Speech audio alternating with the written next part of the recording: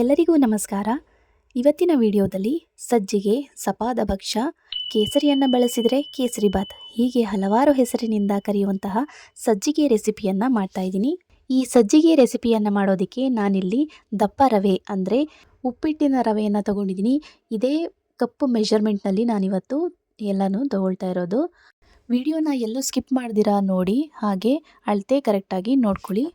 ಹಾಲನ್ನು 2 ಕಪ್ ಆಗುವಷ್ಟು ತೊಗೊಂಡಿದ್ದೀನಿ. ಅದೇ ಬಟ್ಲಿನಲ್ಲಿ 2 ಕಪ್ ಆಗುವಷ್ಟು ರವೆಯನ್ನು ತೊಗೊಂಡಿದ್ದೀನಿ. ಮತ್ತು 25ರಿಂದ 30 ಗ್ರಾಮ್ ಆಗುವಷ್ಟು ದ್ರಾಕ್ಷಿ ಗೋಡಂಬಿ ಹಾಗೆ 3 ಲವಂಗನ ತೊಗೊಂಡಿದ್ದೀನಿ. ನೆಕ್ಸ್ಟ್ ಇಲ್ಲಿ ನಾನು 3 ಏಲಕ್ಕಿಯನ್ನು ತೊಗೊಂಡಿದ್ದೀನಿ. ಹಾಗೆ 1 ಕಪ್ ಆಗುವಷ್ಟು ಸಕ್ಕರೆಯನ್ನು ತೊಗೊಂಡಿದ್ದೀನಿ.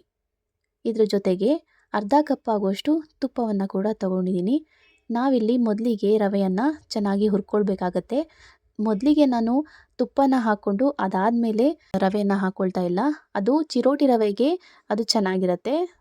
ಉಪ್ಪಿಟ್ಟಿನ ರವೆಯನ್ನು ತೊಗೊಂಡಿರೋದ್ರಿಂದ ನಾವು ಉಪ್ಪಿಟ್ಟಿಗೆ ಹೇಗೆ ನಾವು ಹುರ್ಕೊಳ್ತೀವಿ ರವೆಯನ್ನು, ಅದೇ ರೀತಿ ಇಲ್ಲಿ ನಾನು ಹುರ್ಕೊಳ್ತಾ ಇದ್ದೀನಿ.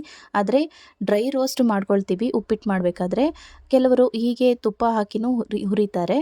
ಆದರೆ ನಾನಿಲ್ಲಿ ಸಜ್ಜಿಗೆ ಮಾಡ್ತಾ ಇರೋದ್ರಿಂದ ತುಪ್ಪನ ಒಂದು ಅರ್ಧ ಸ್ಪೂನ್ ಆಗುವಷ್ಟು ಹಾಕಿಬಿಟ್ಟು ಇದನ್ನು ಚೆನ್ನಾಗಿ ಈ ರೀತಿ ಸ್ವಲ್ಪ ಕಲರ್ ಚೇಂಜ್ ಆದರೆ ಸಾಕು, ಅಲ್ಲಿವರೆಗೂ ಇದನ್ನು ಇದೇ ರೀತಿ ಹುರ್ಕೊಳ್ತಾ ಇದ್ದೀನಿ. ಲೋ ಫ್ಲೇಮ್ನಲ್ಲೇ ಹುರ್ಕೊಳ್ಬೇಕು ಇದನ್ನು.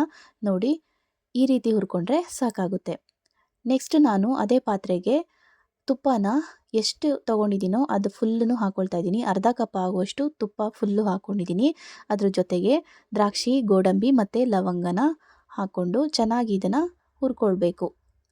ನೋಡಿ, ಈ ರೀತಿ ಚೆನ್ನಾಗಿ ಫ್ರೈ ಮಾಡಿಕೊಂಡು ಇದಕ್ಕೆ ನಾನು ನೆಕ್ಸ್ಟು 2 ಕಪ್ ಆಗುವಷ್ಟು ಹಾಲನ್ನು ಹಾಕ್ಕೊಳ್ತಾ ಇದ್ದೀನಿ. ಇದು ಗಟ್ಟಿ ಹಾಲು, ತೆಳುವ ಹಾಲನ್ನ ಹಾಕ್ಕೊಳ್ತಾ ಇಲ್ಲ ಇಲ್ಲಿ ನಾನು. ನೆಕ್ಸ್ಟ್ ಇದಕ್ಕೆ 3 ಕಪ್ ಆಗುವಷ್ಟು ನೀರನ್ನು ಹಾಕ್ಕೊಳ್ತಾ ಇದ್ದೀನಿ. ಈಗ 2 ಕಪ್ ಆಗುವಷ್ಟು ಆ ಕಪ್ನಲ್ಲಿ ಹಾಕ್ಕೊಂಡೆ. ಈಗ ಇನ್ನೂ 1 ಕಪ್ ಆಗುವಷ್ಟು ನೀರನ್ನು ಹಾಕ್ಕೊಳ್ತಾ ಇದ್ದೀನಿ. ಅಂದರೆ ಮೊದಲು ತೋರಿಸಿದ್ನಲ್ವ ಅದೇ ಕಪ್ ಅಳತೆ ಮೆಷರ್ಮೆಂಟ್ನಲ್ಲೇ ನಾನಿಲ್ಲಿ ತೋರಿಸ್ತಾ ಇರೋದು. ನೆಕ್ಸ್ಟ್ ಇದಕ್ಕೆ ಕುಟ್ಟಿ ಪುಡಿ ಮಾಡಿದಂತಹ ಏಲಕ್ಕಿ ಪುಡಿಯನ್ನು ಹಾಕ್ಕೊಳ್ತಾ ಇದ್ದೀನಿ. ನೆಕ್ಸ್ಟು ಸಕ್ಕರೆ 1 ಕಪ್ ಆಗುವಷ್ಟು ಹಾಕ್ಕೊಳ್ತಾ ಇದ್ದೀನಿ. ಇದನ್ನೆಲ್ಲ ಹಾಕ್ಬಿಟ್ಟು ಚೆನ್ನಾಗಿ ಇದನ್ನು ಮಿಕ್ಸ್ ಮಾಡಿ ಈ ತುಪ್ಪ ಮತ್ತು ಹಾಲು ಎರಡೂ ಚೆನ್ನಾಗಿ ಹೊಂದ್ಕೊಳ್ಬೇಕು. ಅಲ್ಲಿವರೆಗೂ ಇದನ್ನು ಚೆನ್ನಾಗಿ ಕುದಿಸ್ಕೊಳ್ಬೇಕು. ನೋಡಿ, ಈ ರೀತಿಯಾಗಿ ಚೆನ್ನಾಗಿ ಕುದಿಸ್ಕೊಳ್ಳಿ. ಇದು ಕುದೀತಾ ಇದ್ದಾಗ ಚೆನ್ನಾಗಿ ಇದು ತುಪ್ಪ ಮತ್ತು ಹಾಲು ನೀರು ಎಲ್ಲ ಹೊಂದ್ಕೊಳ್ಳುತ್ತೆ. ಸಕ್ಕರೆ ಕೂಡ ಅಷ್ಟೇ ಚೆನ್ನಾಗಿ ಹೊಂದ್ಕೊಂಡಾದಮೇಲೆ ನಾವು ಇದಕ್ಕೆ ರವೆ ಹುರಿದಿಟ್ಕೊಂಡಿದ್ವಿ ಅಲ್ವಾ, ಅದನ್ನು ನಿಧಾನವಾಗಿ ಲೋ ಫ್ಲೇಮ್ನಲ್ಲೇ ರವೆಯನ್ನು ಹಾಕ್ಕೊಳ್ಬೇಕಾಗುತ್ತೆ. ನೋಡಿ, ಇವಾಗ ಲೋ ಫ್ಲೇಮ್ ಮಾಡ್ಕೊಂಡಿದ್ದೀನಿ. ಇವಾಗ ಇದಕ್ಕೆ ರವೆ ಹಾಕುವಂಥ ಟೈಮ್ ಆಗಿದೆ. ನೋಡಿ, ಇವಾಗ ನಿಧಾನವಾಗಿ ಸ್ವಲ್ಪನೇ ರವೆನ ಹಾಕ್ಕೊಂಡು ಚೆನ್ನಾಗಿ ಇದನ್ನು ತಿರುಗಿಕೊಳ್ತಾ ಇದ್ದೀನಿ. ಒಂದು ಗಂಟಿಲ್ದಲೇ ಇರೋ ಥರ ನಾವು ಇದನ್ನು ಚೆನ್ನಾಗಿ ಮಿಕ್ಸ್ ಮಾಡ್ಕೊಳ್ಬೇಕಾಗುತ್ತೆ. ಚಿರೋಟಿ ರವೆಯಲ್ಲೂ ತುಂಬಾ ಚೆನ್ನಾಗಿರುತ್ತೆ. ಅದು ಯಾವಾಗಲೂ ಮಾಡ್ತಾನೆ ಇರ್ತೀವಿ. ಈ ರೀತಿಯಾಗಿ ಒಮ್ಮೆ ಟ್ರೈ ಮಾಡಿ, ಉಪ್ಪಿಟ್ಟಿನ ರವೆಯಲ್ಲಿ ಟ್ರೈ ಮಾಡಿ ನೋಡಿ, ತುಂಬಾ ಟೇಸ್ಟಿಯಾಗಿರುತ್ತೆ. ಮತ್ತು ದೇವರಿಗೆ ನೈವೇದ್ಯಕ್ಕೆ ಅಂತ ನಾವು ಈ ರೀತಿ ಮಾಡ್ತಾ ಇರ್ತೀವಿ ಯಾವಾಗ್ಲೂ.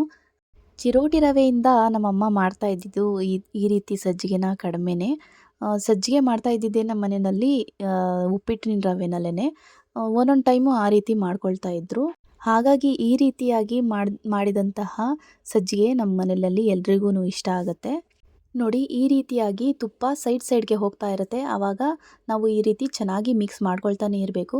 ಚೆನ್ನಾಗಿ ಮಿಕ್ಸ್ ಮಾಡ್ತಾ ಇದ್ದರೆ ಎಲ್ಲದಕ್ಕೂ ಒಂದೇ ಕಡೆ ನಿಲ್ಲೋದಿಲ್ಲ ತುಪ್ಪ, ಹಾಗೆ ಚೆನ್ನಾಗಿ ಹೊಂದ್ಕೊಳ್ಳುತ್ತೆ. ಹಾಗಾಗಿ ಈ ರೀತಿ ಚೆನ್ನಾಗಿ ಮಿಕ್ಸ್ ಮಾಡಿಬಿಟ್ಟು ಇದನ್ನು ಒಂದು 2 ನಿಮಿಷ ಇದೇ ರೀತಿ ಲೋ ಫ್ಲೇಮ್ನಲ್ಲಿ ಮುಚ್ಚಿಡ್ತಿದ್ದೀನಿ.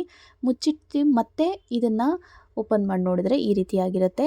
ಇವಾಗ ಮತ್ತೆ ಇನ್ನೂ ಒಂದು ಸರಿ ಚೆನ್ನಾಗಿ ತುಪ್ಪ ಎಲ್ಲ ಆ ಕಡೆ ಈ ಕಡೆ ಹೋಗಿರುತ್ತೆ ಅಲ್ವಾ, ಅದನ್ನೆಲ್ಲ ಚೆನ್ನಾಗಿ ಮಿಕ್ಸ್ ಮಾಡಿಕೊಂಡು ಮತ್ತೆ ಇದನ್ನು ಮುಚ್ಚಿಡಬೇಕಾಗತ್ತೆ. ನೋಡಿ, ಈ ರೀತಿ ಆಗಿದೆ. ಇದನ್ನು ಇವಾಗ ಮತ್ತೆ ಒಂದೇ 1 ನಿಮಿಷ ಹಾಗೇ ಮುಚ್ಚಿಡ್ತಾ ಇದ್ದೀನಿ. ಸ್ಟವ್ ಆಫ್ ಮಾಡಿದ್ದೀನಿ. ಹಾಗೆ ಮುಚ್ಚಿಟ್ಕೊಂಡ್ರೆ ಇವತ್ತಿನ ದಪ್ಪ ರವೆಯಿಂದ ಮಾಡಿದಂತಹ ಸಜ್ಜಿಗೆ ರೆಸಿಪಿ ಆಯಿತು. ಇದನ್ನು ಬಿಸಿ ಬಿಸಿನಲ್ಲೇ ತಿನ್ನಬೇಕು. ನೋಡಿ, ಈ ರೀತಿ ಕಾಣಿಸ್ತಾ ಇದೆ. ತುಂಬಾ ರುಚಿಯಾಗಿರುತ್ತೆ. ನೀವು ಒಮ್ಮೆ ಟ್ರೈ ಮಾಡಿ, ಹೇಗಿತ್ತು ಅಂತ ಕಮೆಂಟ್ ಬಾಕ್ಸ್ನಲ್ಲಿ ತಿಳಿಸಬಹುದು. ಇನ್ನೂ ಒಮ್ಮೆ ನಾನು ಈ ಅಳತೆಯನ್ನು ಹೇಳ್ತೀನಿ. 2 ಕಪ್ ರವೆ ತೊಗೊಂಡ್ರೆ ಅದಕ್ಕೆ 2 ಕಪ್ ಹಾಲು, 3 ಕಪ್ ನೀರನ್ನು ತೊಗೊಳ್ಬೇಕಾಗತ್ತೆ. ಹಾಗೆ ಅರ್ಧ ಕಪ್ ಆಗೋಷ್ಟು ಗಟ್ಟಿ ತುಪ್ಪನ ತೊಗೊಂಡಿದ್ದೀನಿ ಇಲ್ಲಿ. ಅದೇ ಮೆಷರ್ಮೆಂಟ್ನ ನೀವು ಮಾಡಿಕೊಂಡು ನೋಡಿ, ಒಮ್ಮೆ ಟ್ರೈ ಮಾಡಿ. ಈ ಅಳತೆನಲ್ಲಿ ಮಾಡಿಕೊಂಡ್ರೆ ದಪ್ಪ ರವೆಯಲ್ಲಿ ಮಾಡಿದ್ರೆ ಇದೇ ಪರ್ಫೆಕ್ಟಾಗಿ ಬರುತ್ತೆ. ನೋಡಿ ಈ ರೀತಿ ಬಂದಿದೆ. ಎಷ್ಟು ಚೆನ್ನಾಗಿ ಕಾಣಿಸ್ತಾ ಇದೆ ಅಲ್ವಾ? ಒಂದು ಬಟ್ಲಿಗೆ ಹಾಕ್ಕೊಂಡು ಅದರೊಳಗಡೆಗೆ ಸಜ್ಜಿಗೆನ ಹಾಕಿ ಪ್ರೆಸ್ ಮಾಡಿ ಈ ರೀತಿ ಹಾಕ್ಕೊಂಡಿದ್ದೀನಿ. ನೋಡಿ ಎಷ್ಟು ನೀಟಾಗಿ ಬರ್ತಾ ಇದೆ ಅಂತ. ನೀವು ಒಮ್ಮೆ ಟ್ರೈ ಮಾಡಿ. ಚಿರೋಟಿ ರವೆನಲ್ಲೂ ಮಾಡ್ಕೊಳ್ಬೋದು. ಮತ್ತು ಸಪಾದ ಭಕ್ಷ ಅಂದರೆ ಸತ್ಯನಾರಾಯಣ ಸ್ವಾಮಿ ಪೂಜೆಗೆ ಮಾಡ್ತಾರೆ ಅಲ್ವಾ, ಇದಕ್ಕೆ ಬಾಳೆಹಣ್ಣನ್ನು ಹಾಕಿ ಮಾಡ್ತಾರೆ. ಈ ವಿಡಿಯೋ ಇಷ್ಟ ಆಗಿದ್ರೆ ದಯವಿಟ್ಟು ಲೈಕ್ ಮಾಡಿ, ಹಾಗೆ ಸಬ್ಸ್ಕ್ರೈಬ್ ಮಾಡಿ. ನನ್ನ ವಿಡಿಯೋ ನೋಡಿದ್ದಕ್ಕಾಗಿ ಎಲ್ರಿಗೂ ಧನ್ಯವಾದ.